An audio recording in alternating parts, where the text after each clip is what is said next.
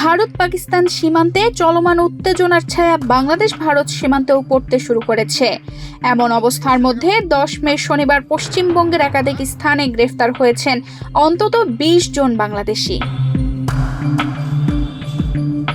এদের মধ্যে উত্তর 24 পরগনার বাগদা এলাকা থেকে 11 জন, নদিয়ায় 7, শিলিগুড়ি থেকে 1 এবং পূর্ব বর্ধমান থেকে একজনকে গ্রেফতার করা হয়েছে। এদের মধ্যে সন্দেহভাজন একজন গোয়েন্দা কর্মকর্তা ও নিষিদ্ধ ছাত্র সংগঠন ছাত্রলীগের নেতা বলে জানা গেছে।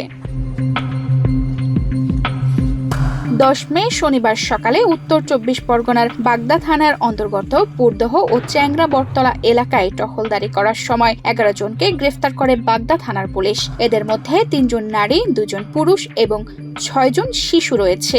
একই সঙ্গে গ্রেফতার করা হয় 3 ভারতীয় দালালকেও। গ্রেফতারকৃত বাংলাদেশি নাগরিকদের বিরুদ্ধে ভারতীয় আইন অনুযায়ী মামলা দায়ের করে পরবর্তীতে তাদের রানাঘাট মহকুমা আদালতে পাঠানো হয়।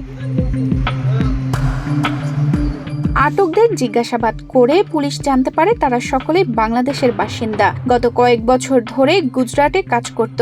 আটক করার সময় তাদের কাছ থেকে ভারতে প্রবেশের কোনো বৈধ নথি বা ট্রাভেল ডকুমেন্ট পাওয়া যায়নি। এছাড়াও নদিয়া জেলার ধানতলা থানার পুলিশ বিশেষ অভিযান চালিয়ে 7 জন বাংলাদেশিকে গ্রেফতার করে। এদের মধ্যে 4 জন পুরুষ, 3 জন নারী।